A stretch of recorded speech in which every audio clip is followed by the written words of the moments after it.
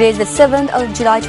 Welcome and very good afternoon to this edition of Lunchtime News. I'm Katharina Chang. Let's take a look at your headlines. Indian government says Indian fishermen have no fishing rights in Kachchetew. Father is reported to have murdered his two children arrested in Yatyantotta. 66% of endemic flowering plant species at risk of extinction. Landslide warning issued for 5 districts still in effect. Over 5,000 pro-democracy protesters arrested in Hong Kong. Now on to those stories in detail. The newly elected Indian government has announced that Indian fishermen have no right to engage in fishing activities in the Kachchetew maritime borders. The Indian government has told the Madras High Court that the islet of Kachchetew is a pork strait, is a sovereign property of Sri Lanka, and the 1974 and 1976 agreements between India and Sri Lanka do not confer any fishing rights on fishermen from India. They made this statement in a reply affidavit in response to a public interest litigation by Fishermen Care, which disputed the sovereignty of the island between Sri Lanka and India and said the agreements had clear provisions for allowing Indian fishermen to fish around the island. Disputing the claim, the Indian government said the boundary between the two countries had already been clearly delineated and it would not allow Indian fishermen to cross over and exploit the marine resources in the waters of another country. Venerable Vataraka Vijita Thero was today further remanded until the 7th of July after being produced before the Panadar magistrate, Ruchira Valivatta, this morning by officers of the Colombo Crimes Division. The magistrate also ordered the van in which the Thero allegedly travelled in released on a bond of 5.8 million rupees. Venerable Vataraka Vijita Thero was recently found lying near the Hirana Bridge in Panadura and lodged a complaint with the police that he had been assaulted by an unidentified group. Police investigations, however, revealed that this was a false statement made to mislead the police, and he was arrested upon being discharged from the Colombo National Hospital. A father accused of murdering his two children in Malimbada, Yatyantotta, was arrested early this morning. The police state that the daughter was 7 years old while the son was reported to be 3 years of age. The remains of the two victims were discovered following a tip-off made on the 119 emergency hotline at around 2:10 a.m. The Yatyantotta police has initiated investigation on the double murder of two children that occurred in Yatyantotta police area early morning. The deceased have been identified as a 7-year-old girl and 3.5-year-old boy. The father is the accused of this particular incident, and father has been arrested by Yatyantotta police. And according to the investigation, it has been revealed that children's mother has left the country. She is working in the Middle East. Further investigations are being continued by Yatyantotta police. The magisterial inquest in respect of the dead bodies will be conducted by Ruwanwala magistrate today. The National Building Research Organisation has extended a landslide warning to 5 districts for another 24 hours. The Disaster Management Centre states that warnings have been issued for Nuvarelia, Kegalle, Ratnapura, Kandy and Kalutara districts. The Disaster Management Centre notes that if the prevalent weather conditions continue, there is a high risk of landslides and rock slides occurring in these districts. Warnings have been issued to the divisional secretariats of Kotmale and Ambagamo Korale located in the Nuvareli district, as well as for the divisional secretariats in the Kandy districts. Warnings have also been issued for the Kegalle, Deruniyagala, Yatyantotta, Bulat Kohopitiya, Dehiyobita and Ruwanwala divisional secretariats in the Kegalle districts. Other landslides and rockslide prone areas also include Aliyagoda, Alapatha, Kalawana, Ayagama, Ratnapura, Palmadula, Balangoda and Kahawatha divisional secretariats. The Agalawatta, Matugama, Palinda Nuwara, Walallavita, Bulat Sinhala and Horana divisional secretariats located in the Kalutara districts have also been listed as landslides and rockslide prone areas. Meanwhile, the Department of Meteorology says that southwest monsoonal winds may strengthen particularly along the western slopes of the central hills as well as the coastal belt. The Director General of the National Botanical Gardens Department notes that the country's productivity is at risk owing to a sharp decline in the populations of insects and animals required for pollination. Dr. Cyril Vijay Sundara made this statement addressing a workshop held in Peradeniya yesterday.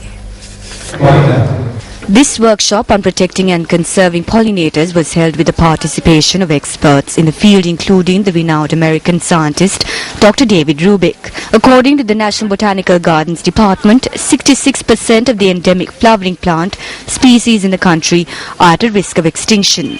There are 894 species of flowering plants which are endemic to Sri Lanka and 3,154 species of flowering plants that are indigenous to the country. While 44% of indigenous flowering plants are at a risk of extinction, the department attributes this risk to the shortage of pollinators. A pollinator could be any type of creature: a bird, a honeybee, a butterfly, a wasp, or even a bat.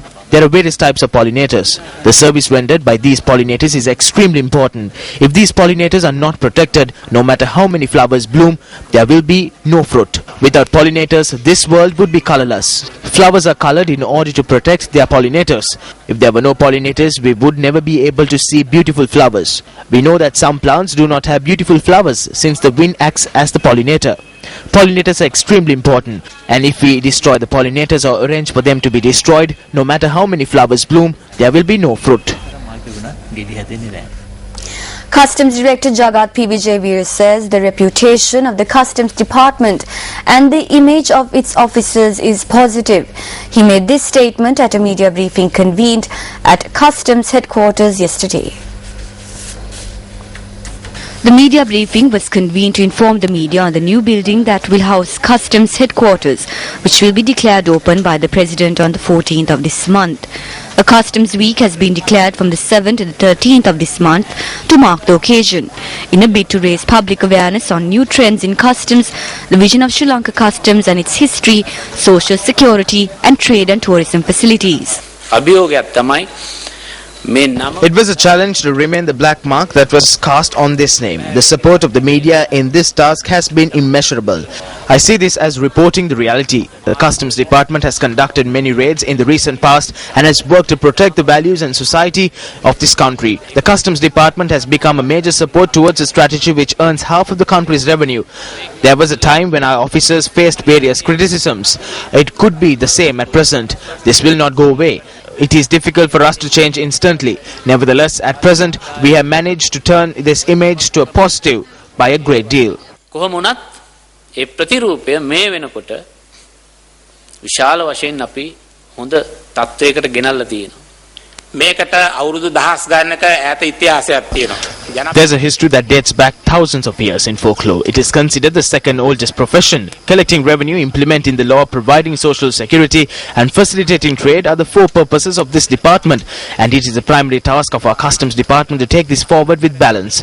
It is not just carrying out raids every day. Customs provides a large number of facilities for businessmen to grow their international businesses. ව්‍යාපාරිකයන්ට ජාත්‍යන්තර වෙළඳාම දියුණු කරන්න මේ ආදී වශයෙන් රේගුවෙන් විශාල පහසුකම් ගණනාවක් ලැබෙනවා. The Ingiriya Rural Development Committee convened a meeting yesterday.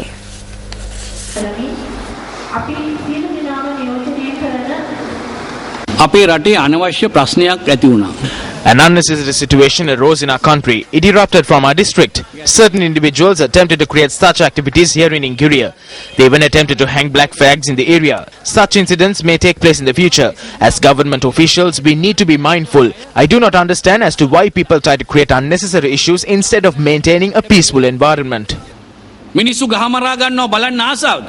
ලේ දකින්න ආසාවෙද? Up next is Sports Desk.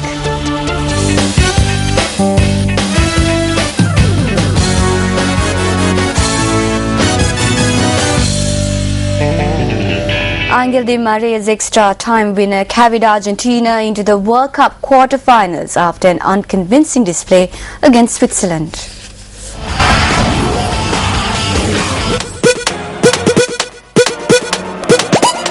The two-time champions dominated possession in a turgid last 16 tie but were unable to break through until Di Maria swept in Lionel Messi's pass. Switzerland defender Breming Dismally headed against Argentina post, then prodded wide after Di Maria's winner. Argentina will face Belgium, who beat the USA in the last 8 on Saturday. It was a remarkable conclusion to a match that saw Argentina rated among the favourites to win the World Cup, produce another distinctly average performance in neighbouring Brazil.